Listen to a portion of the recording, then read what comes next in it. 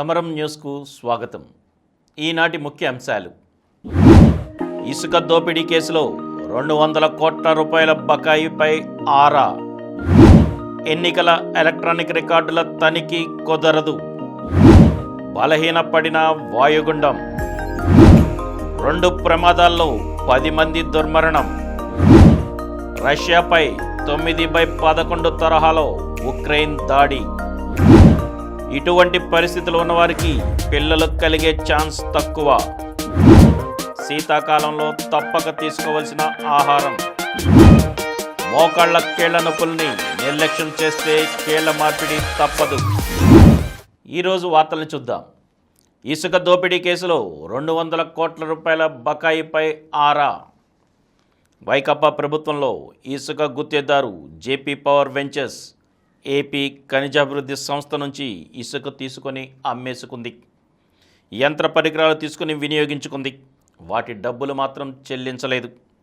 బకాయిలు వసూలు చేసి ఇప్పించాలని ఏపీఎండీసీ అధికారులు అప్పటి గనుల శాఖ సంచాలకుడు వెంకటరెడ్డికి పదే లేఖలు రాసినా ఆయన పట్టించుకోలేదు. చివరకు జేపీ సంస్థ ఎటువంటి బకాయి లేదంటూ ధ్రువపత్రం జారీ చేసి బ్యాంకు గ్యారంటీలు కూడా విడుదల చేయించేసిన ఘనుడు వెంకటరెడ్డి. ఇసుక దోపిడీపై విచారణ చేస్తున్న ఏసీబీ అధికారులు ఈ బకాయి వ్యవహారాన్ని కీలకాంశంగా తీసుకుని విచారణ జరుపుతున్నారు. ఎన్నికల ఎలక్ట్రానిక్ రికార్డుల తనిఖీ కుదరదు. ఎన్నికలకు సంబంధించిన ఎలక్ట్రానిక్ రికార్డులను ఎవరైనా తనిఖీ చేసేందుకు అనుమతించే నిబంధనలో ఎన్నికల సంఘం మార్పులు చేసింది. ఇక నుంచి పోలింగ్కు సంబంధించిన సీసీటీవీ ఫుటేజ్ను, వెబ్ కాస్టింగ్ రికార్డులను, అభ్యర్థులకు చెందిన వీడియో రికార్డులను తనిఖీ చేయకుండా నిషేధం విధించింది. దీనిపై కాంగ్రెస్ మండిపడింది. ఎన్నికల్లో పారదర్శకతకు ఇది విఘాతమని స్పష్టం చేసింది. ఎన్నికల నిర్వహణ నిబంధనలు 1961లోని రూల్ 93(2)(a)ను శుక్రవారం కేంద్ర న్యాయశాఖ సవరించింది. ఈ సవరణకు ఓ కోర్టు కేసు కారణమని ఈసీతో పాటు న్యాయశాఖ వేర్వేరుగా వివరణలు ఇచ్చాయి. కొత్త సవరణతో ఎలక్ట్రానిక్ రికార్డులు మినహా ఇతర పత్రాలు, డాక్యుమెంట్లు తనిఖీకి అందుబాటులో ఉంటాయి. పోలింగ్ బూతుల్లోని సీసీటీవీ కెమెరాల తనిఖీ వల్ల ఓటర్ల గోప్యతకు భంగం కలుగుతోందని, అందుకే నిషేధం విధించామని ఈసీ వర్గాలు వెల్లడించాయి. ఈ ఫుటేజ్ను వినియోగించుకొని కృత్రిమ మేధ ద్వారా నకిలీ వీడియోలను తయారు చేస్తున్నారని తెలిపాయి.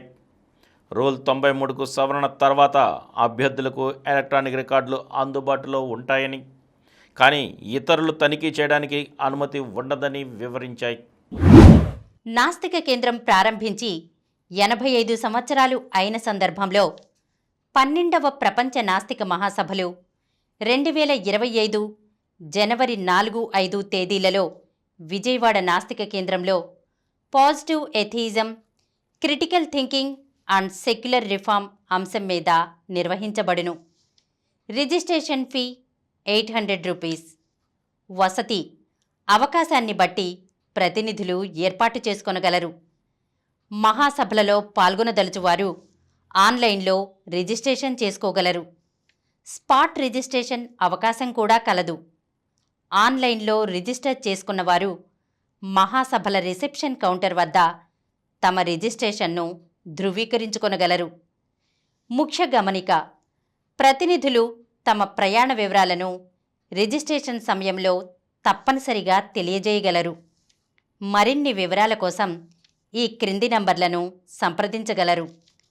జి నియంత 9490754655, శ్రీమతి రష్మి 9849081733, హరిసుబ్రహ్మణ్యం 9390577119, డాక్టర్ మారు 9848012127.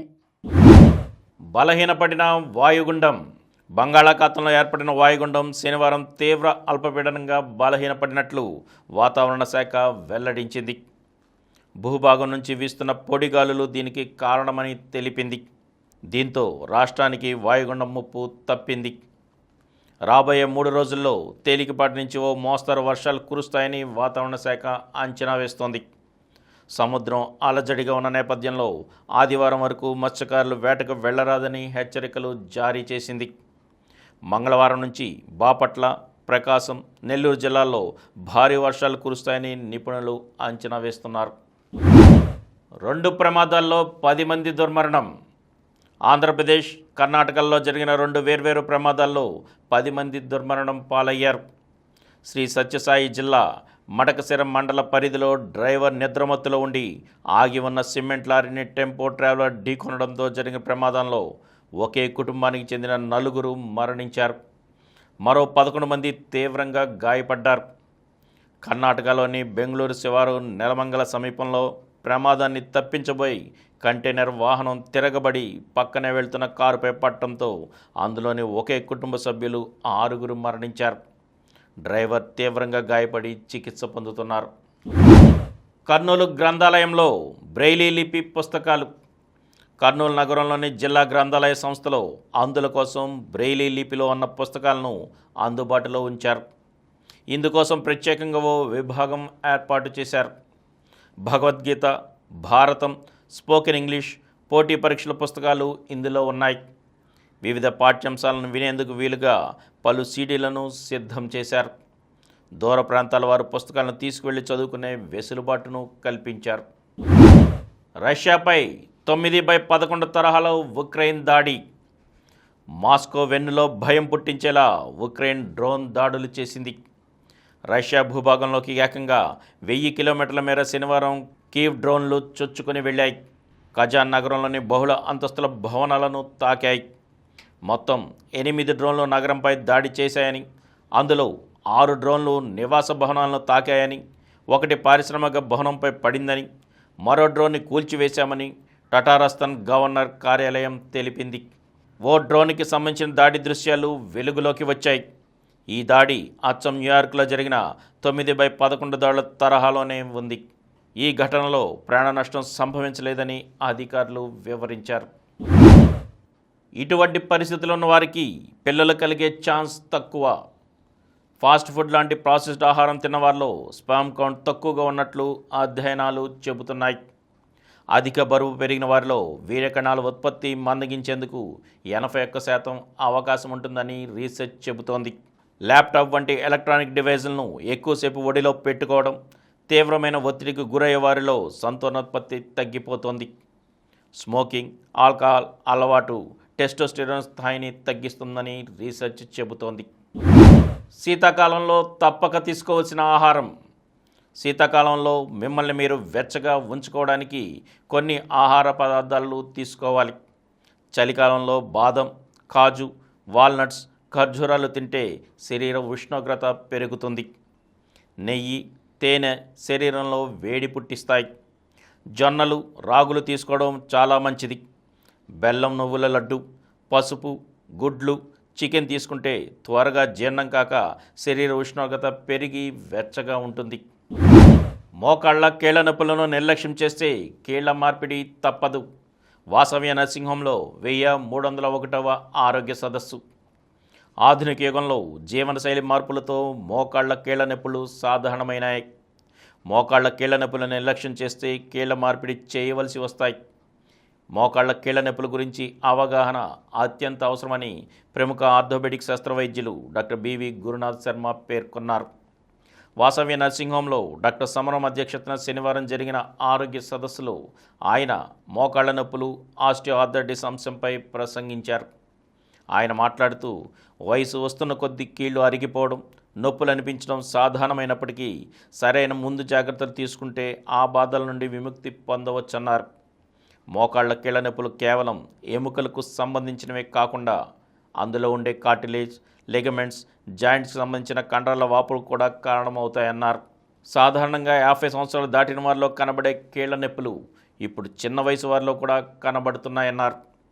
కీళ్లకి కలిగే గాయాలు, ఎక్కువ పని, స్థూలకాయం, కీళ్లలో అసాధారణ పరిస్థితి, కండరాలలో బలహీనత, జన్యు సంబంధిత తేడాలు మొదలైనవి కూడా కీళ్ల నొప్పులకి సంబంధించిన కారణాలన్నారు.